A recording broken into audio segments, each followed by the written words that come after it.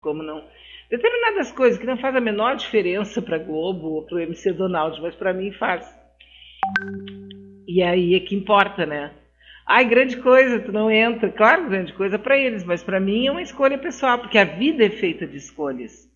E escolhas desde acordar de que maneira, desde que roupa tu vai botar. A vida é feita de pequenas escolhas, de escolhas bem assim, bem triviais, bem simplórias, e de grandes escolhas.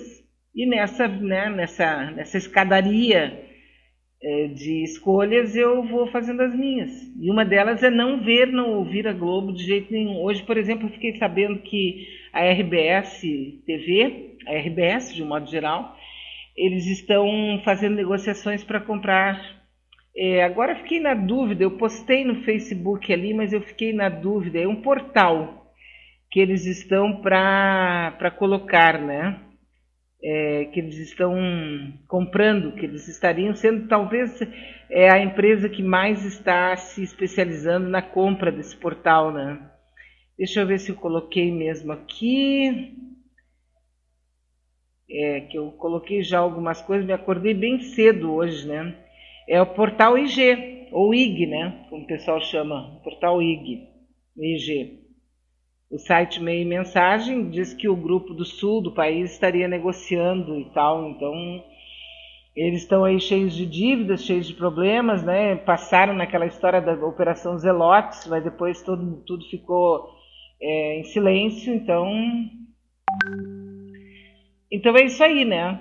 Mas as pessoas fazem, nós somos frutos exclusivamente das nossas escolhas.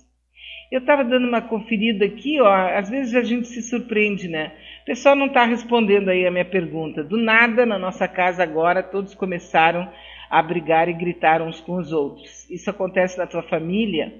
A Rosane Maria deu uma chegadinha ali, né? E o Alexandre Ribeiro disse que é o diabo. De uma maneira assim, né? Provavelmente é uma experiência pessoal dele. Só pode ser, né? Porque a pessoa só pensa nisso, a boca fala do que o coração está cheio, né? Mas eu continuo achando que é uma coisa bem normal. De vez em quando dá um alvoroço na casa, especialmente se tem muitas pessoas, a gente que vive sozinho, claro que não vive essas circunstâncias, se viveu foi lá no passado, bem distante, mas eu considero uma coisa bem normal. Onde tem várias pessoas vai dar furdunço, onde tem várias cabeças, né, nós vamos ter assim situações muitas vezes de enfrentamento que ninguém vai entender, né?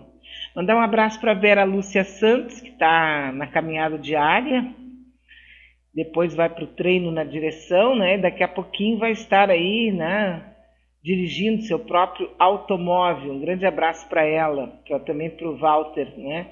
Amanhã eles estarão aqui com a gente no nosso encontro, primeiro encontro aqui da Manaua, né? Perfeito! É o portal IG, como diz aqui, né? O Ricardo sempre presente, colaborando com a gente aqui no nosso espaço, no nosso dia a dia, que também amanhã estará aqui conosco, não é? No nosso encontro com o pessoal da Manaua, para conversar com o Jorge de Moraes, não é? O Eduardo Moreira postou no Twitter, ele disse o seguinte: 12 milhões de servidores recebem por ano para educar, cuidar, limpar, julgar, estudar, pesquisar, etc., 700 bilhões.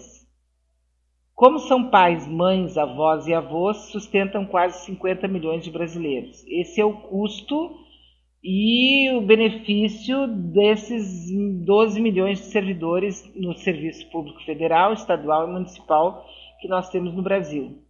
E veja que esses 700 bilhões, é bom que se diga que ninguém bota debaixo do colchão, né? Todo servidor que recebe seu salário vai direto para pagamento de contas, para a loja, para o supermercado, para o cinema, para o teatro, enfim, ela vai gastar. Esse dinheiro movimenta a economia. E essa é a parte mais podre que eu vejo da manifestação das pessoas quando falam do serviço público, do trabalho do servidor público, do salário do servidor público, do aposentado, do dinheiro que recebe o aposentado, a aposentada. É a parte mais podre que eu vejo, porque eles colocam assim, a pessoa que é desavisada, meio matusquela, vamos dizer assim, ela não se dá conta de... Então ela diz, o servidor público está ganhando 700 bilhões por ano, por mês, por ano, né? Que horror! Cara, esses 700 bilhões entrou na tua lojinha, entrou no teu cabeleireiro, esse dinheiro circulou. É esse dinheiro que fortalece a economia, né? Agora, nós pagamos, segundo Eduardo Moreira, 400, veja só, 700 bi para 12 milhões de servidores, que sustentam 50 milhões de brasileiros, 700 bilhões. Sustentam 50 milhões de brasileiros por ano, 12 milhões de servidores. Agora, olha só, 400 bilhões são pagos por ano em juros da dívida em troca de trabalho nenhum.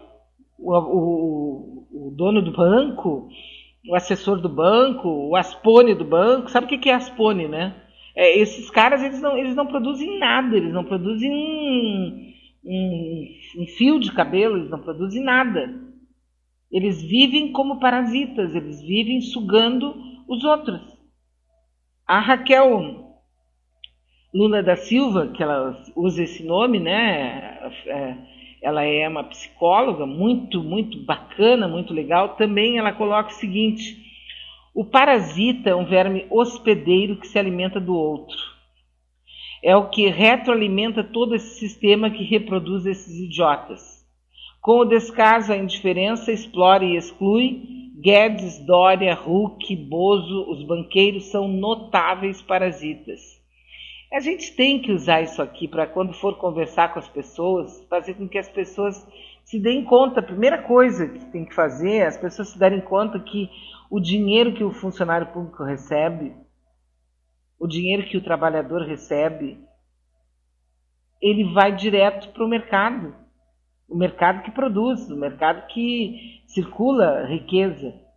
Não um mercado dos parasitas verdadeiros, que são como o Guedes, que nunca trabalhou na vida, né? Sempre foi Aspone de alguém, trabalhando e fazendo alguém ganhar muito dinheiro e explorando os outros. São os verdadeiros parasitas, né? Mas isso aqui está circulando com bastante força no dia de hoje, porque afinal de contas ele disse isso ontem e depois que ele disse, ele tentou remendar, como se diz, né? Ele falou que os parasitas são os deputados, são os servidores estaduais e os municipais dos estados e municípios que estão endividados, que estão quebrados. É um cretino, né? A pessoa é cretina, sabe? Cretina. E tem espaço, né? Porque, como disse alguém lá no passado, o mundo é cheio de idiotas e um dia desses eles vão tomar o poder, porque eles são muitos, né? Mas voltando aqui ao Oscar, me perguntou aqui uma amiga quais são os outros que estão, não é, na disputa. Nós temos aí um documentário que conta com sensibilidade a história de uma apicultora da Macedônia do Norte. Ela já concorreu a um Oscar de melhor filme estrangeiro. Então tem a Macedônia do Norte estreou seu nome em 2019 e o fez colocando um de seus filmes nas salas de cinema de todo o planeta. Neste documentário, Tamara Kotevska e Ljubomir Stefanov traçam um paralelo entre as vidas de uma colônia de abelhas afetadas pelo caos do mundo moderno e de sua cuidadora, a apicultora Hatidze, que também vê sua tranquila rotina rural interrompida pela chegada de uma família concorrente que não partilha de seu zelo pela apicultura. Dizem que realmente ele foi, inclusive, ovacionado durante a exibição na Mostra de Cinema de São Paulo no ano passado, né? A outra que vai também disputar com o filme brasileiro da Petra Costa é o longa For Sama, É o relato pessoal e corajoso da jornalista síria Wadi al-Kataeb, que o faz como uma espécie de carta visual para a filha Sama, que nasce em Alepo durante a Guerra Civil. O documentário, que acompanha a vida da família e a rotina do hospital comandado pelo marido da diretora, o médico Hansa, chega fortalecida após conquistar o prêmio BAFTA, que são os troféus cinematográficos dados pela Academia de Cinema Britânica, que também é na mesma categoria, né? E esse outro é o que eu assisti ontem, o Indústria Americana. Nesta produção original da Netflix, os diretores Steven Bognar e Julia Reichert debatem as frágeis e voláteis relações trabalhistas norte-americanas a partir da abertura de uma indústria chinesa no pós-crise dos Estados Unidos. Então, uma coisa que começa bem otimista termina numa grande crise que evolui, né, para um conflito cultural com a mão de obra chinesa. O filme é de uma produtora recém-criada pelo ex-presidente Barack Obama e pela Michelle, o Oscar de 2020 como favorito nos bolões de apostas a levar a estatueta. Tanto pelo peso, né, sem dúvida nenhuma, o peso dos nomes da Michelle e do Obama é difícil, né? Muito difícil. E tem ainda um outro documentário que tem a guerra da Síria como foco, desta vez para contar a história de um time feminino de médicas que arrisca a vida para salvar as vítimas do conflito sírio, enquanto enfrenta, adivinhe, o machismo sistêmico do país. Porque o machista, ele é, muitas vezes, aparentemente ele não é, ele diz que não é, mas ele procura de todas as maneiras, ele procura assim diminuir aquilo que é feito pela companheira, pela filha, pela vizinha, pela empregada doméstica. Ele procura diminuir, ele procura solapar, entende? Sempre colocando assim, de uma maneira muito sutil, que às vezes é absolutamente, assim, reverbera com toda a força, apesar de ele tentar disfarçar. E, infelizmente, nesse mundo que nós estamos vivendo, esse machismo está introjetado dentro das pessoas que aparentemente têm uma vida assim, ao contrário do avesso do machista original, que é aquele, né, que a gente logo identifica quando entra na rua, quando entra em algum lugar, a gente olha para a pessoa e identifica que ali tem um misógino, tem um machista, tem um preconceituoso, porque eles têm um jeito especial de ser, assim, voluntarioso, agressivo, até no jeito de andar, de falar, né?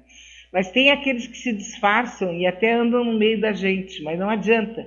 Sempre que eles podem, eles tentam descontrolar, tentam desqualificar o trabalho das mulheres, né? Então, esse filme, que é onde as vítimas, o time feminino de médicas arrisca a vida, que chama-se Últimos Homens em Alepo, foi indicado.